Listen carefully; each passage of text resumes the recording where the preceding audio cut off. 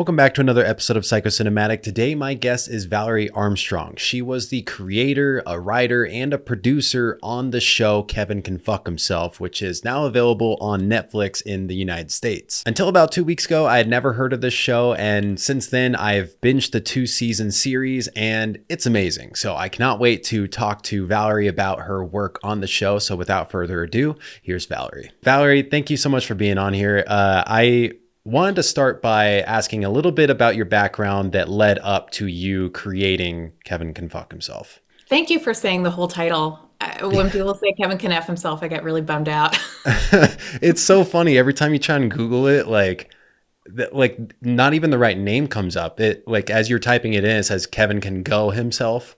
And I'm Yeah, like, what? yeah. And to Yeah. be fair, like not the easiest title to market or, have Right. exist, but I wrote it as a joke. Like the title was just something that made me laugh and I nobody was asking to read anything I was writing when I wrote it. So I think at the time that I wrote it, it was like July of 2017. I Mhm. was an assistant to a showrunner and I knew I wanted to write. So I was kind of writing all the time and that idea just sort of like popped into my head in a way that nothing has before or since, which is frustrating. I would love it to happen again. But it was the first idea I'd ever had where I thought, well, somebody must have done this before, right? And I looked it up and I couldn't find anything that really had. And it excited me. So I dropped whatever other thing I was working on and started writing this.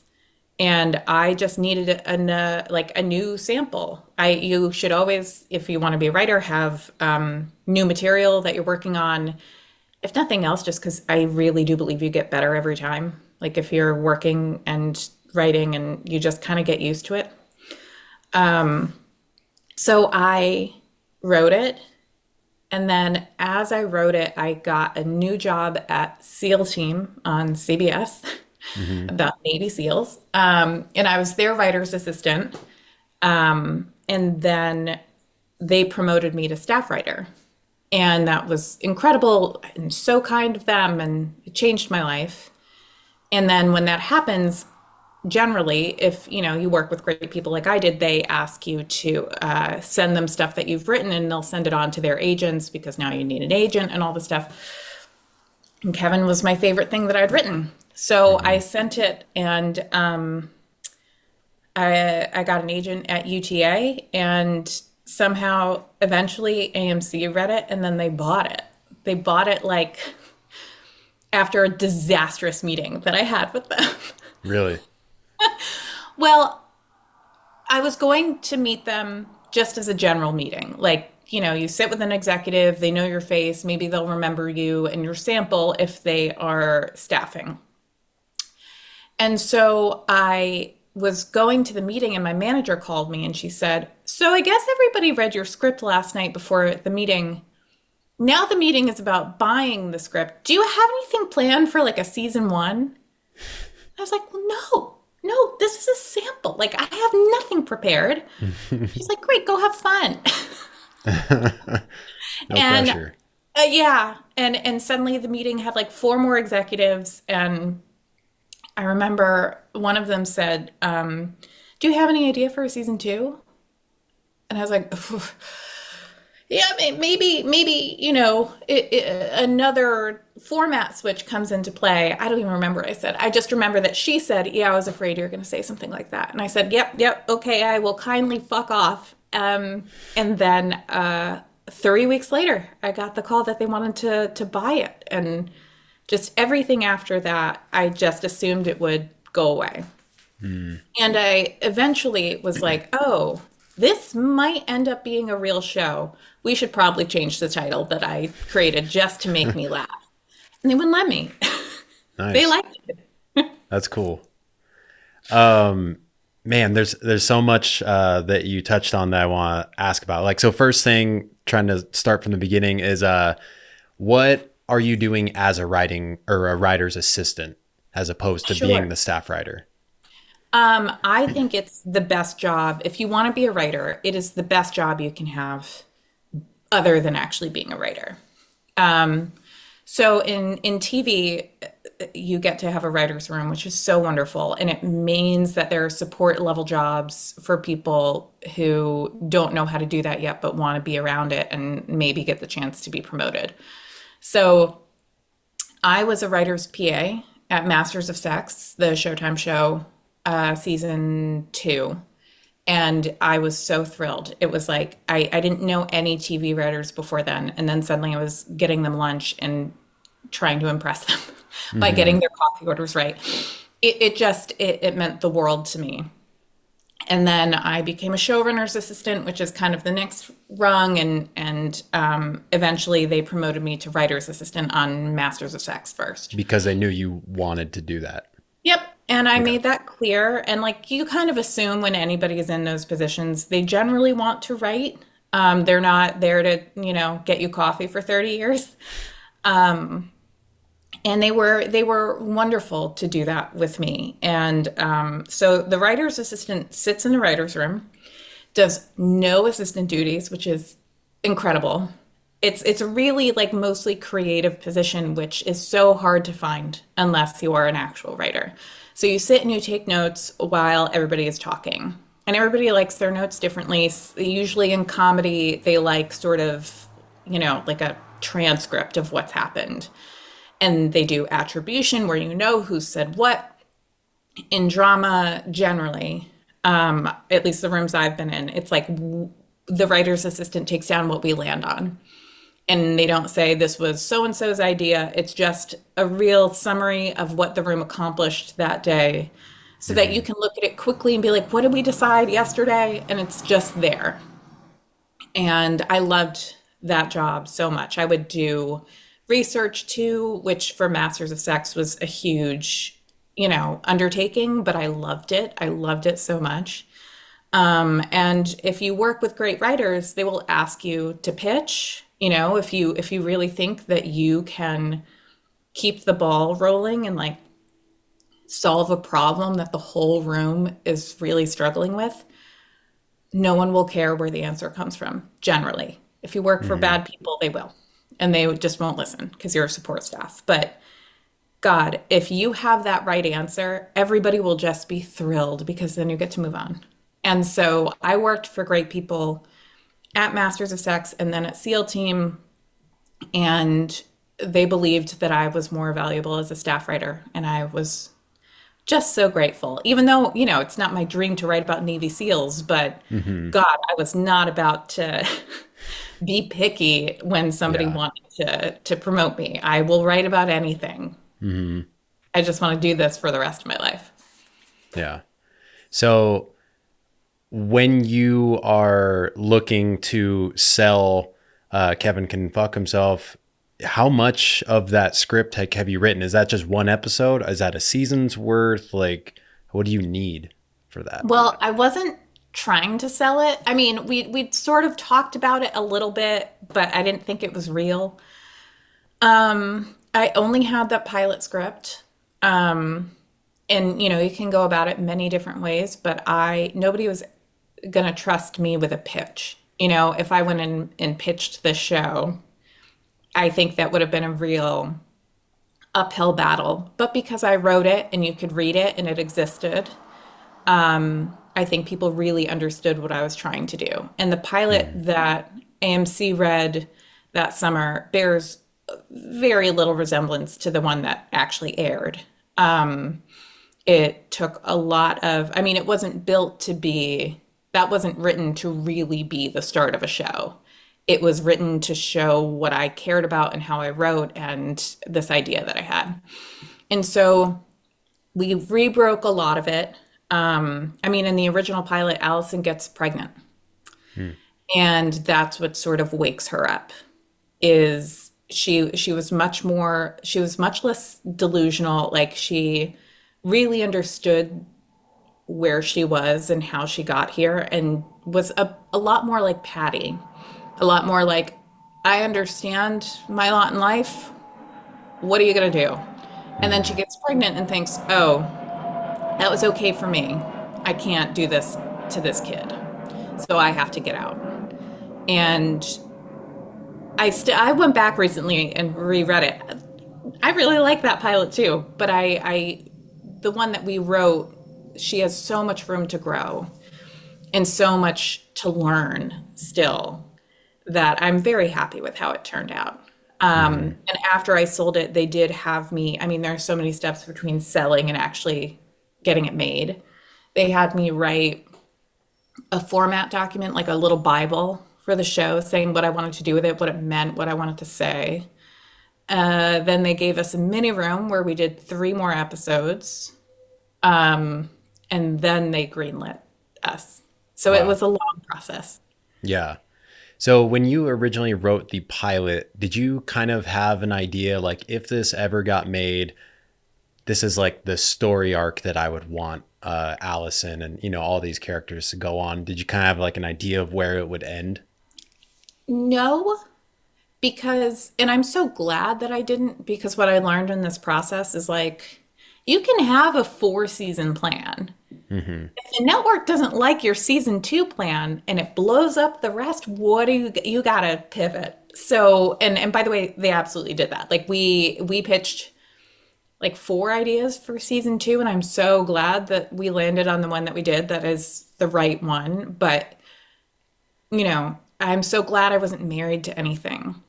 Hmm. I did know eventually, like once we really believed this was a show and I really understood who Allison was and the story we were telling, I knew that I wanted her to basically to work up to her asking for a divorce and for Kevin to die in some way that it sort of hoisted him on his own petard.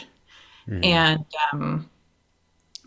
how that looked and what it was a lot of discussion. It was a lot of very smart people helping me figure out how to really land the plane. And I can't control what anybody else thinks, or you could drive yourself crazy with that, but I am so proud of it. I love every episode that we did and what it really says at the end, Hmm. which is she didn't need to leave. She didn't need to kill him. She needed to leave him. She needed to actually confront him and say what she meant. I mean, it's a giant like show about passive aggression Yeah. and how to actually like be confrontational and say what you need to say. And I really I really love too what we ended up saying about narcissism and how people see those, and how hard it is to confront people like that and do what you have to Hmm. do. But yeah, I can't say that I knew forever that that's like when I sat in my pajamas in Koreatown and wrote the pilot, like I wanted to write something I liked. But yeah, somewhere around breaking season one, I think we figured out what we wanted to do. And I'm Yeah. proud. Yeah, no, I totally think you should be because I just finished the show yesterday, and I was so happy with the ending, and I don't know the whole story. I'm hoping you'll be willing to share it of as to why it was only two seasons. I'm not sure what happened there, but I feel like if it wasn't intentionally supposed to be two seasons, it honestly worked out really well because it was a cohesive story that did not run too long. It didn't feel like you guys were just trying to come up with ideas for the sake of drama and let's get another season and, get as much money for AMC as possible. So, I don't think we made a ton of money for AMC, which is probably why we only had two seasons. gotcha. But, it was a really tough climate to premiere in. I think we're one of the first, if not the first new show that they put on AMC Plus. And I think they were hoping that we would really drive people to that app. And I've really seen it now that it's on Netflix. Like, this is a show that people have to try and have easy access to and like, I don't know that anybody will really seek it out to then pay, $11 a month to watch it. I think if you stumble upon it and feel like you found it, then I think people really respond to it. So, I have no idea the sort of numbers we did for AMC, but We're not a zombie show, and we're not, Mm, Breaking Bad. So I at some point really thought we were going to get a season two. That seemed pretty clear, and they did tell me that it would be the last season. Kind of when they told us we got a renewal, which was weird, a weird day. That was hmm weird news. But I was having we were working as if like we had a room going for season two. We were working as if we were making it. And I was having a really hard time with the ending of season two, with the idea that there would be a third season. And I knew definitely I knew by then how I wanted it to end. And once they said you won't get a third season, there was definitely part of me that was like angry and sad and like, what else could we have done? But there was also a huge part of me that was like, oh, thank God. Because now we won't go too long. I know how I want to end it. Yeah. It feels right to end it now. Like creatively, I think it was absolutely the right decision. But that's not why they did it, which Yeah. angered me. But I mean, I'm not I'm absolutely fine with how it turned out and thrilled that they had the decency to tell us. It makes for a weird sort of workplace to have everyone know this is the last go of it. Like, you know, hmm be looking for other jobs while you're Right. here. It's a bummer, but we took the time we had, and I think we really didn't take anything for granted. So I think you're right. I think if even a third season, I think we would have stuck around too long because I don't even remember what we talked about for season three. But also, there's a tiny part of me that's like, but we didn't even get to try. Like hmm maybe we figured out a great season two like engine that I was really into. Maybe we could have done it again, Yeah. but at least we didn't, go too long. I'll Right. take that.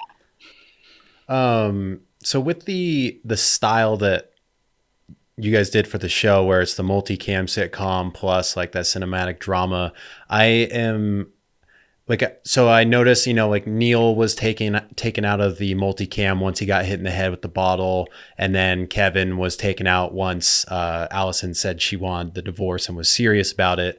Uh, so it kind of, I mean, it seems like it's probably obvious that it's like taking them out of that like fantasy world that they're living in and whatnot. But I noticed in the flashback at the funeral, Allison's mom, when she enters the room, is also multicam sitcom, which right when I thought I had it figured out, I was like, wait, so is it like just people who are making her life hell? I am kind of looking for clarity there. I'm hoping that, Sure. because I'm sure you have a reason for that. These are those things that we just talked about like endlessly. hmm What does the multicam actually sort of signify? hmm And we always talked about like from the very beginning of the concept of the show is like it is not in our head. It is not, a dream or anything like that. It is just a lens through which we see the world and a kind of metaphor. And to me, like we called Kevin, Neil, and Pete multicam catalysts. So whenever they walk into a room, they create the multicam. And we also, for some reason, I mean, it worked out, but made the difficult decision and job for ourselves to say every multicam story has to be like a full episode. Like you have to be able to pull out every multicam scene and make like a little CBS hmm sitcom. And you can't just have her walk into a room and have it be like Kevin is, it has to be a part of a whole. So that was annoying and hard, and I'm not sure why we did that. But basically, it's like Kevin and Neil and Pete, they get to live. They get to live in that sitcom world because hmm everything that they do is sort of explained away or laughed at, or like it's sort of how, Trump still calls his sons like boys, even though they're hmm 45. And it's just that sort of allowance. that it's like, oh, he's just joking. Aren't we? Don't we have a sense of humor anymore? Kevin's just joking and everybody gets to laugh at him. And he sets the neighbor's lawn on fire. And Hmm. like, it's a joke. Yeah. He's not going to get in trouble for it. Of course not. And in real life, that guy wouldn't either. And I think a really important moment in the series is in the pilot when Allison asks Patty if she told Kevin that she knows about the money. And Patty says, told Kevin that I ratted him out. Like he got into a feud with the mail woman and got her deported. And it's like, oh yeah, that's a sitcom episode for Yeah. sure. But that's real. That and when she says it in single cam, it's like, oh, right. And so to me, that moment where Neil gets hit with the bottle is like he's gone so far that nobody's laughing. Nobody's laughing when he's like has a hand on Allison's throat. Like Hmm. he's lost sort of that privilege. That would actually get him in trouble. Yeah. And he has to start to deal with the consequences of his behavior. That's really what single camera is. Hmm. And then Allison's mom, we always thought of as another narcissist, another woman who, like everybody in Allison's life, probably loves her mom because she's funny. She's a Roseanne type. She Hmm. perpetuates that harmful cycle, even though she's a woman. She sort of upholds that system, the patriarchy, I guess. But if you look, like every line of hers in that flashback is Yeah.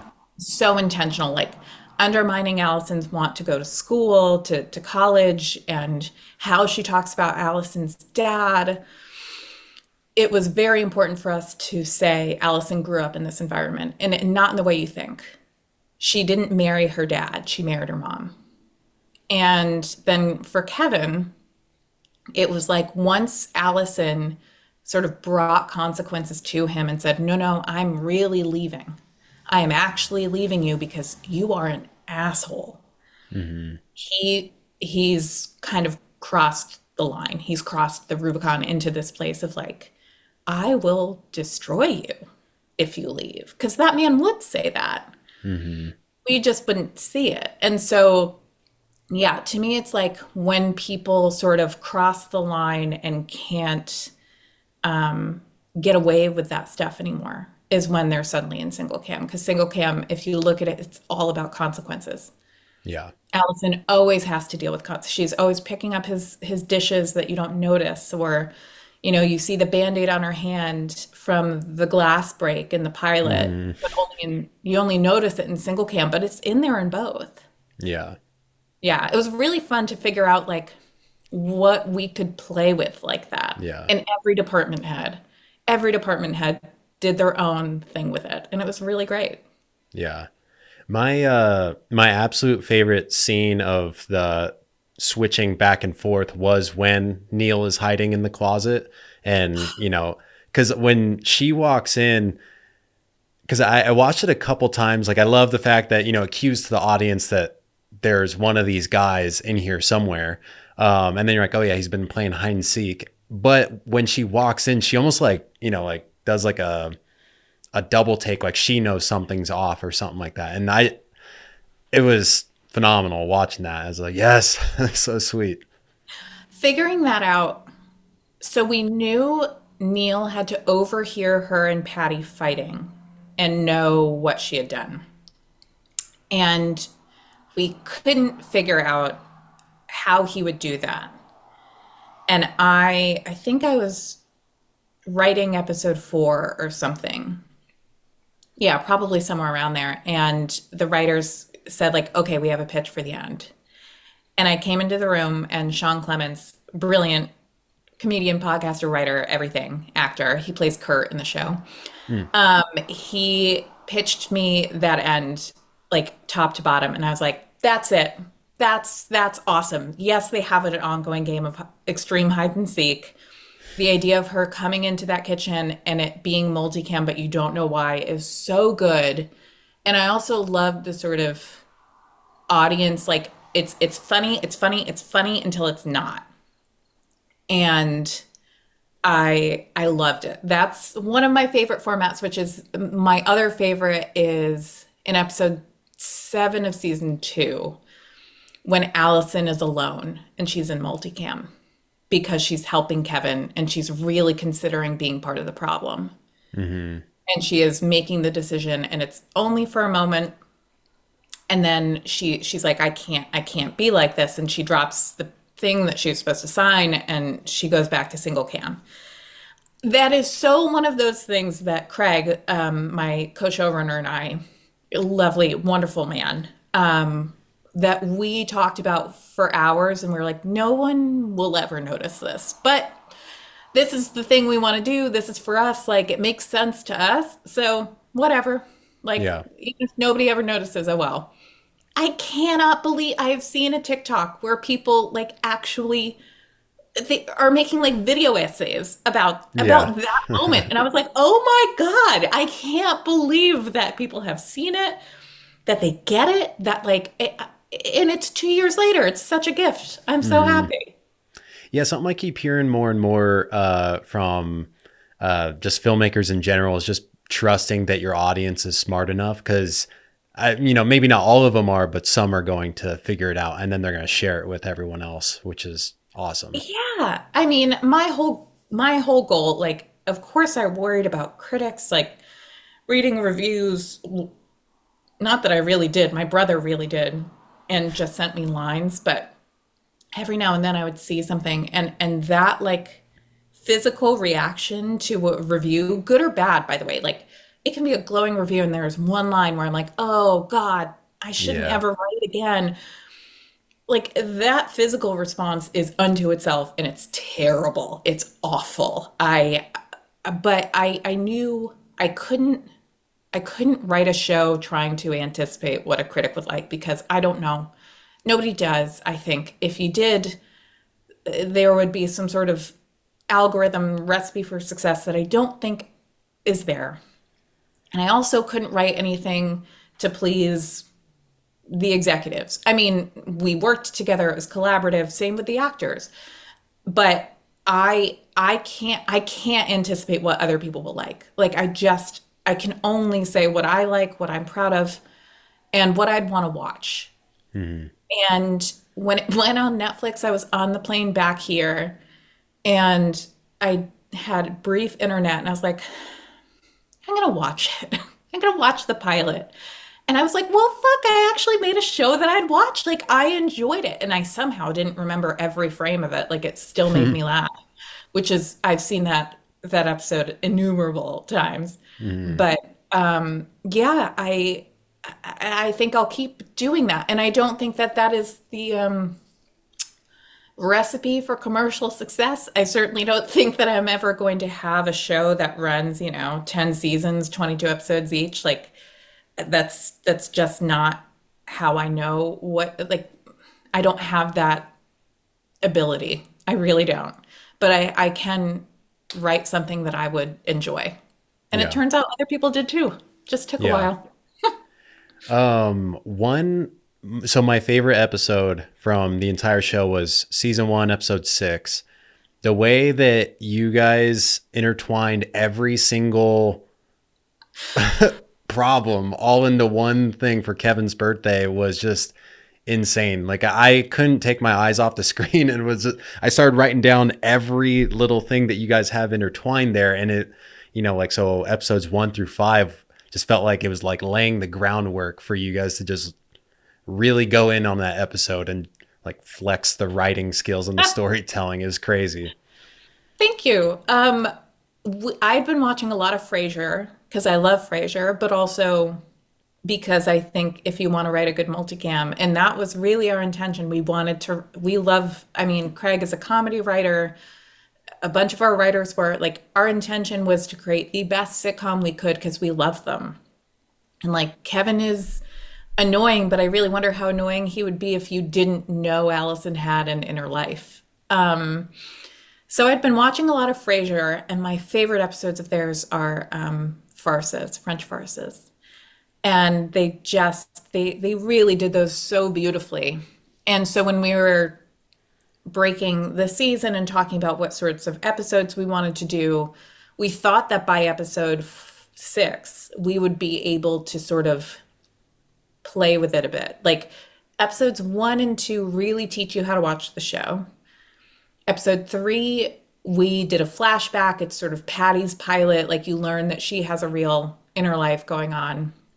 Episode 4, the two stories are completely separate, just about. Like you have the escape room and you have Patty and Allison on the road, and it feels like this. It's like you know this is going to affect this, but you don't know how yet, and it just feels like, oh, this is going to be bad, and it is. And so we tried to figure out like fun things to happen every episode. The road trip, the like episode 7 is like every act is a different character, and we always want something like that. And for episode 6, we wanted a French farce, and we loved, and it is in both, like in both arenas, it just means very different things. And the steak eating contest is so stupid. And I say stupid lovingly. Like I love the people we got to guest star, like such random, but like absolutely something like that is absolutely something that would happen in Boston. It's just like a New York sports heroes in a restaurant and everybody's very pissed. Yeah. But yeah, our working title for that episode was French Farts for a long time, and I'm bummed that didn't make it to air because it's so stupid. But that was a fun one to break. Yeah. And I'm pretty sure the room did a lot of that breaking, and I am so grateful, so grateful to them. Yeah. So, you talking about the audience catching the multicam when Allison's looking at the note reminded me of something I wanted to ask you. One of the episodes is called Unreliable Narrator. And the specific intro that you guys had for that one was an exit sign that then went into the title of, Kevin Can Fuck Himself. Yeah. And I could be getting really into the weeds and reading into it way too much, but did any of that tie into American Psycho at all? No, but I am fascinated as to why I haven't watched that movie in years. But Yeah. no, why? So I chose that book for the book club that I'm in, and we read it a few months ago, and then we watched the movie. But I remember people just constantly talking about how unreliable he is as a narrator in the book. And at the end of the movie in the book, he like walks out the door that says like, this is not an exit or whatever. And it's, there's a play that's it's talking about like, I don't know, it's like an inescapable hell or whatever. And I'm just thinking like that she can't just get away from Kevin, and that he is like an American Psycho. Let's absolutely say that I knew that Okay. and was referencing it, including the play that neither of us know the name of. No, but that would have been very cool. No, really, that episode, we wanted to get into like what Allison tells herself about herself. And what's really stopped her from leaving before is her perception of herself, and, what her mom used to say to her, and what Kevin has said to her. And, you don't finish anything, and you're a loser, and you're destined to be here.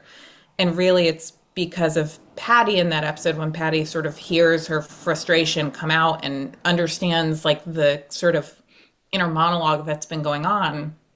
She stops her and she says like, if any of that were true, I wouldn't be here, but I'm here. So if that is true, you're making me an idiot. Am I an idiot, or are you? So I think that to me was like a real turning point for Allison, where she can actually move forward with it after having somebody she loves tell her that she's not a piece of shit. But yeah, let's go with the American Psycho thing. Okay. So also with the multicam thing, I'm curious if you can walk me through like the process of shooting that. Because when I was watching that, I was curious if maybe you guys had two separate sets, one that's always lit for the multicam and then one that's lit for the single cam, or if you're always relighting the exact same set. If you did actually bring in a studio audience for the laughter, even though that would probably make things way harder and just all that. So we started filming September of 2020. We were supposed to start filming in March. So That didn't happen. no live studio. We had laughers. We had Okay. like 9 people watching watching a feed in like a tucked away corner. It helped with energy for sure. It also really, even though they were paid to laugh, they did not. Turns out, if you make a JFK joke in Boston, still to this day, no one will laugh. And I learned that the hard way. And so that was very helpful, even though, of course, in post we had to add in laughs for sure. But, if something really didn't work, we would, give an alt on the spot. And it was a very new experience for me. But when we sort of knew that this show would be real, AMC talked about having 2 completely separate crews, one for multicam and one for single. And our wonderful line producer, Colin Walsh, said, like, we don't need to do that. These are smart people. We can figure it out. And we did. We had a few extra people on multicam days for camera and sound. You have 4 cameras going at once, and you need more people to, man those. And we had some great multicam advisors who'd been on sets and, really knew how to tackle that. But for the most part, it was all of our single cam crew doing something totally new for them. And we'd be like, you can laugh. Like, it's okay. They're so used to being so quiet. And our sets too were exactly the same. I mean, in terms of the physical set, we started out in multicam for our first episode, did that for like 5 days, which was longer than, we could bang out a multicam in like a day and a half once we kind of got into it. And then it would take like 2 or 3 days, I think 2, to convert the sets into single cam. And we would be off shooting, off stage those 2 days and come back. And I remember walking into the living room, like the multicam living room I walked into, and I was like, oh my God, this is the multicam living room I saw growing up in every show. And I was so thrilled. And then I walked into the single cam living room and I was like, oh my God, this is every living room that I went into growing up. Like all of my friends, it should smell like pasta sauce. And it was incredible. It felt so much more real and quiet and like claustrophobic. And everybody was, incredible at what they did. They would rig and relight for multicam for sure. We had Wow. like, the giant big old bright lights. And then, yeah, a completely different sort of, we would have a roof, a ceiling when we did single cam days and a fourth wall. And yeah, it was crazy. So just constantly rebuilding the set Yeah. for, Yeah. wow, that's Reconfiguring it, crazy. like figuring out how to make the diner a multicam set in season 2 was interesting, and like where to sort of, how, like what would be the fourth wall was a whole discussion, and like which one do you pull out and stuff like that. Yeah, it was always like, it was not a typical job, I think, for everybody. It was a challenge, but everybody seemed to enjoy it because it kind of worked their brain a bit, and they got to do something different. Yeah. That's really cool. And that last episode when the house burns down, all looks like real fire. Did you guys burn down a house?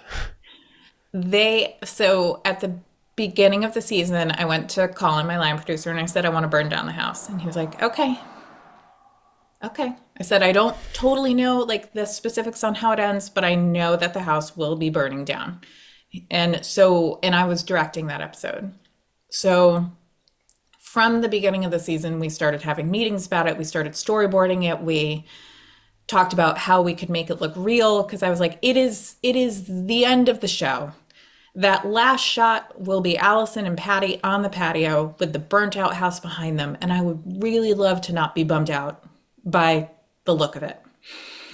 And so they built me a replica house to scale in a gravel pit in Massachusetts. And it was the, I think, two sides and the roof. I have pictures of me standing outside of it, and they burned it down, That's and we awesome. shot it. It was so cool. Yeah. It was crazy to watch. Also, how quickly it really went up. Hmm. And so then they dressed the real house. They made it look, they had stuff falling out of it, and they made it look very sooty. And we were going to CGI the sort of back of it, and it looked incredible. Like I showed up on that last day. It wasn't the last day of filming, but I showed up on that day, and I was like, oh my God, we barely even need any CGI on this. Like, Set Deck did the most incredible job making this house look burned. Hmm. And it was, I think the owners of the house called the production that day because they did not understand what was happening, and Yeah. I had gotten a call from some neighbors because they didn't live in the house. But yeah, it was an incredible experience. I really loved that. Yeah. I meant to ask you earlier on if you did more than create, produce, and do some writing as well on it, but you said directing. How many episodes did you direct? Just the finale. So that probably was a lot of pressure, but also felt really special, I would assume. Both, absolutely. I It wasn't something that I was like ever thought that I would be eager to do. And then shooting season one, a few people suggested that I consider it because I had a very clear idea of what I wanted to do, and I had wonderful directors helping me. I never ever was dissatisfied with what they did, but they were really good teachers, and it was important to me that I really try to get what I wanted for that last episode. And it was a fascinating challenge. I mean, to be on set as both the writer and director is so difficult because on one hand you're thinking about just visuals and Hmm. how everything looks, and is it interesting, and is the camera like, did it buzz, did it bump, do we have to go again? It's very hard to also take in performances and Hmm. say, oh God, I wanted to really make sure that this line hit for this reason in like my writer's brain because this comes out later. And that has even less to do with like quality of performance or whatever that you're trying to get. It's more about continuity of writing. And it was very hard to keep both in mind, but luckily I had wonderful producers on set who sort of took over the writing part. Even though I'd written the finale, they would remind me of what I wanted. Hmm. But it was so satisfying. It was incredibly, like, it was difficult and it was scary, and but I feel like I grew a lot and learned so much in the process. And I'm glad that I got to do the series finale. That's really cool. Yeah. Yeah. No, I mean, that's that full circle moment. That's really cool. Now I'm curious, when you have this many roles on a production and it comes time to get paid, are you getting like four separate checks? Like, what does that look like? No, for writing and producing, essentially the same job.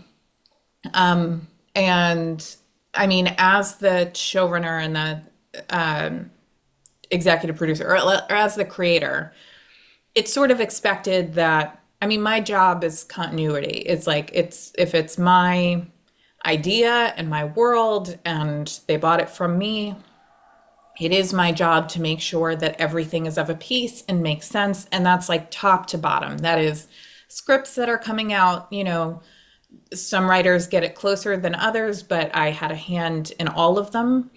But that's just my job. I don't like, you know, I think there are some writers who are total assholes who put their name on everything. Like, and that takes half of the money away from the person who wrote the Mm, script. Like, that's their job. This is mine. I'm not going to take anybody's money for doing my own job. And so that is just one thing. The only thing I think I got paid for separately was directing. That is gotcha. like a totally different thing. But yeah, the writer, creator, executive producer is so all encompassing. Like, I remember in high school, a favorite teacher of mine was building a house. And she said, like, you think it's all architecture plans and big decisions and like where the, what kind of stained glass windows you want. She said, it's a year and a half of picking out doorknobs. And I said, that is so similar to me. That resonated so much to me of making a show. Hmm. It's a million little decisions that add up to a world.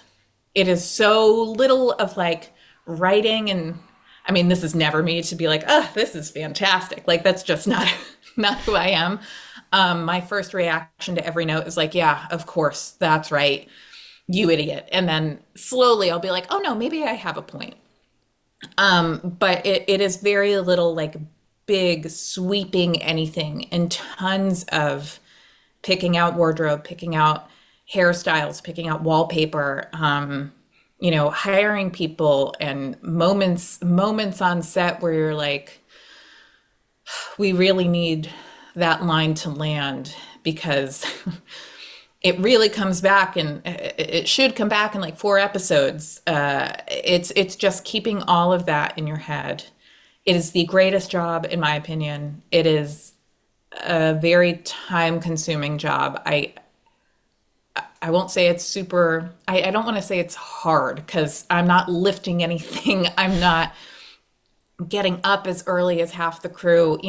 It's not like laborious like that, but it is hard and it is Hmm. taxing. And being the boss was also something that I really had to come to terms with and learn Yeah. how to not try to make everybody happy with me. Yeah. It seems like at the end of the day, if it's bad, it's going to reflect on you. And so that's a lot to, carry the Yeah, and burden it of. should. It Yeah. should. I was they bought it from me. I was tasked with making this show and making the world and making it make sense. And, that doesn't always make everybody happy, but nobody is thinking about this as much as I am. They shouldn't have Hmm. to. Like, Yeah. nobody should have to. That is my job. And so, yeah, I am looking forward to doing it again someday. Yeah. So then how close do you have to work with all of the other directors for the show if you're it sounds like you're kind of the final say throughout? Yeah, I think it's a balance.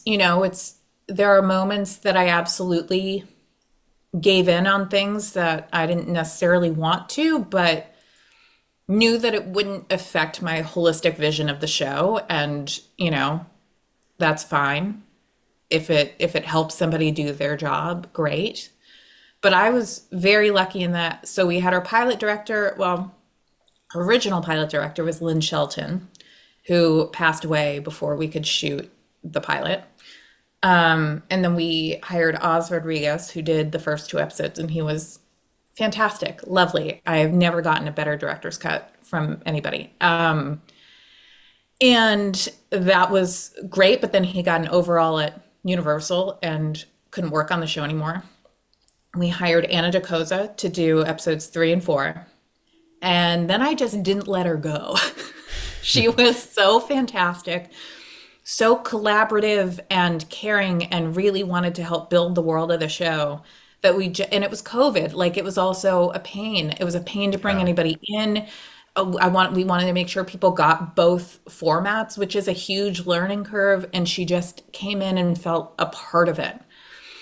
And so I kept her around. She did the rest of season 1. And then for season 2, she did episodes 1 through 6. And Wow. Craig did 7 and I did 8. So like by that time, it was very much like we all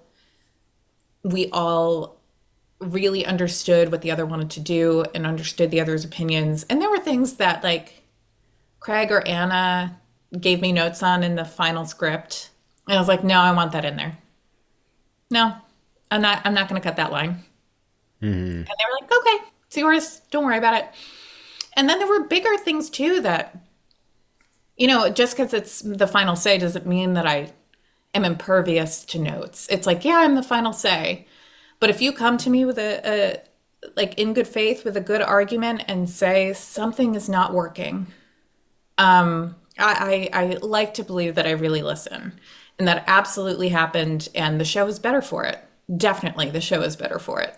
Yeah, that's awesome. So I was telling someone about this podcast episode coming up recently, and they're like, "Oh, that's that one actress from Schitt's Creek," and I was like, "Yeah, Annie Murphy."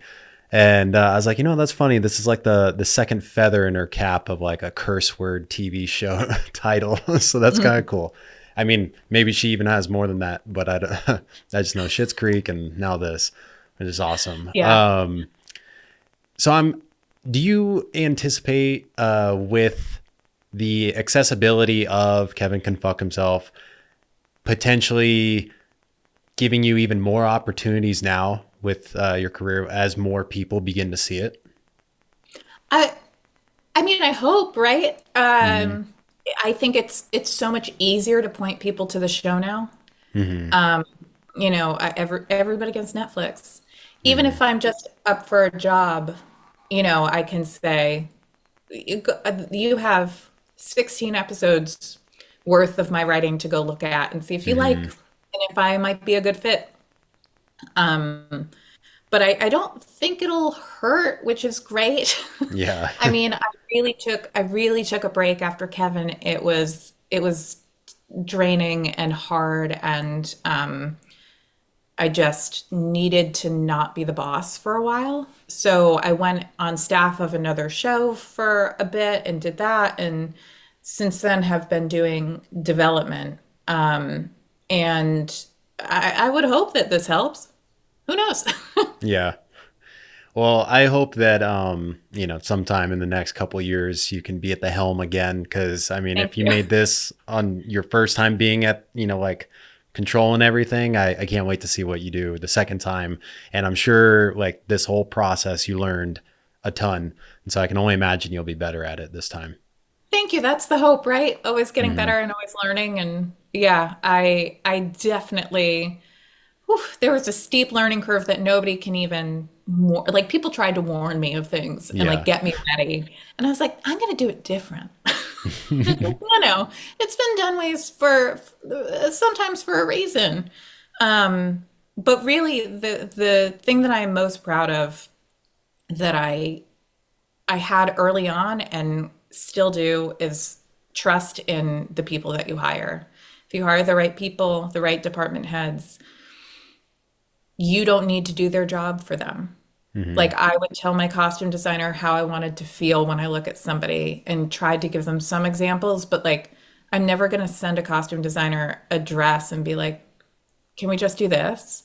It's like, no, Hmm. there's I'm sure a reason why we can't just do this. There's always, like almost always a very good reason why you can't just do the easy thing that pops into your mind. You were not thinking about that department as much as everybody else. Like, let them do their jobs and tell you, inform you, like, help you understand what they do. And I think you like people in my position will be happier for less micromanaging, and I think it creates a better work environment and also a better product. Hmm. Yeah, no, that makes sense. And you went through all the trouble of hiring the proper people, just, putting your faith in them. Um, my last question before we can wrap this up is, as a writer, how did you go about walking this line of creating these characters that have huge flaws but are likable enough that you're still, with the exception of Kevin, probably, that you're still rooting for them to win? Because even like with Neil, I feel like in the second season, you really are just hoping that he gets some help and he gets into I don't know, a better mindset and cuts Kevin loose and all this stuff.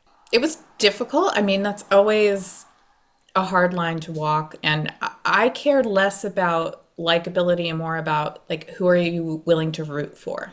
I don't need to like somebody to root for them necessarily. It helps, I think. But I looked at Allison's like flaws and tried to make sure that in some ways they were mine too. Like, I just saw rewatched the second episode where she's trying to get pills from her doctor, which like I would if I needed pills, I would absolutely go and ask an authority figure to give them to me legally first. Like that is Hmm. totally my first instinct. And the nurse says, "Can you we need your height and weight." And she's like, "I'm just here for my back. Do we really need to?" And she's like, "No, no, we need your height and weight." And I remember being like, "Oh yeah, I want that moment in that doctor's office because I get so pissed off every time they ask me for my height and weight at like a dentist appointment or whatever, where it's Right. just not needed. I just don't need that information today."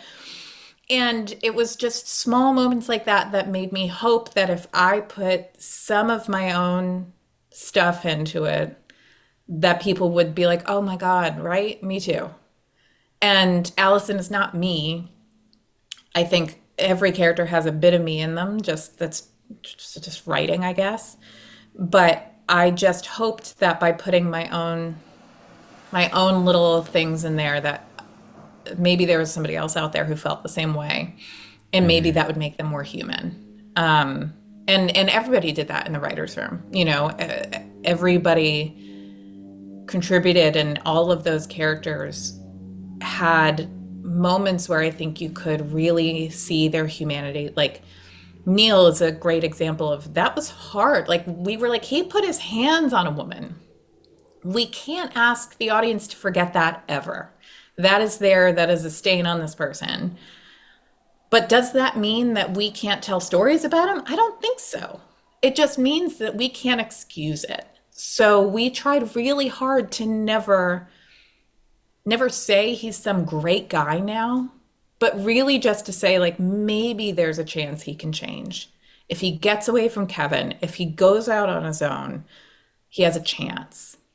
And I'm trying to think of like a moment that we had like that. I think when Neil shows up and his head is shaved, like that hair that he loved so much is gone, and he looks like a harsh new version of himself. I think that was a moment to me where I'm like, oh God, oh, this guy, this is going to be a tough road for him. Hmm. I mean, bad haircuts. That is, I actually didn't think the haircut was bad. I loved it on him, but Yeah. I think we can all relate to that. Yeah. Yeah. No, I feel like Neil was a really special case in there because yeah, like that scene escalated so fast and it kind of, I mean, it caught me off guard for sure.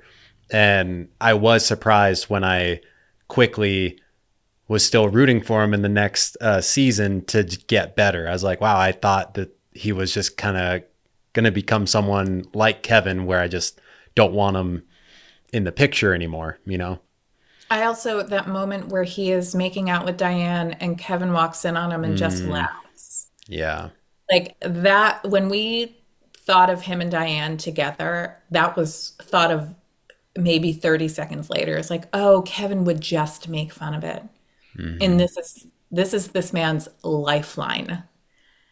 And it's the butt of a joke. Like that is utterly Kevin. That is the whole show kind of in a nutshell. And I will say also, Neil was supposed to die at the end of season one. That was the end of season one for like 2 years since I Wow. wrote the format, actually. So, like, when I was all alone writing it. And then we hired Alex and we did these Zoom table reads during the pandemic when we were waiting to start. And I remember he was just so good. He was so good over Zoom. And Hmm. Craig was like, I don't think we can kill him, Valerie. And I was like, that's the end of the season though. Like, what is the end of the season if it's not that? And he's like, I don't know, but he's really good. He does our job for us. And do you want to tell him? I was like, no. Okay, if we can think of an ending as good, let's do it. but we gotta think of something that is as good. And then I was sitting at my table, like brainstorming on a legal pad, and I was like, "Oh, he's in single cam. That's a much better ending. Like a dead body is so boring, and it creates so many problems for season two. Like it's so Yeah. hard to get rid of. But Neil, knowing what they did and being in single cam, and that Damocles like hanging over them, that creates story. That's exciting to Yeah. me. That's not a bummer." And I was like, "Oh, this Alex is sticking around. He's not going Hmm. anywhere." And And it makes and him so he much more just, pitiful, like when no oh, one listens to him. oh my God, when he actually tells Kevin and Kevin Yeah. just doesn't, it's like, oh fuck. Yeah. And Neil or Alex just killed it in single cam. I mean, we didn't really know like if he could pull it off, but we did. Like we'd seen him work all season one, and we had utter faith that he could just nail it, and he did. How was he supposed to die? He was supposed to die when Patty hits him over the head, but she's Oh, gonna hit oh. him with a cast iron skillet. Mm. And then it cuts to single cam, and like, they've killed someone. But yeah, it's so much better with him looking up at them in single cam. Yeah. Yeah. That's great. Well, I'm really glad that it all worked out like that, and that through the writers' room and Alex's good acting, that Yeah. you guys kept him on. Because yeah, the story would be so much different. Sister killing her brother, and then Yeah. yeah, that would be crazy. But Valerie, thank you so much for being on here. I feel really spoiled to have been able to pick your brain about this, and Oh my God, it was hear all this like, stuff. I sort of feel like my mom paid you to do this because it's so nice. It was so nice. And it's such a lovely chapter of my life that it's so nice to talk about. Yeah. Well, thank you so much for sharing all that stuff here on this podcast. I appreciate it. Thank you.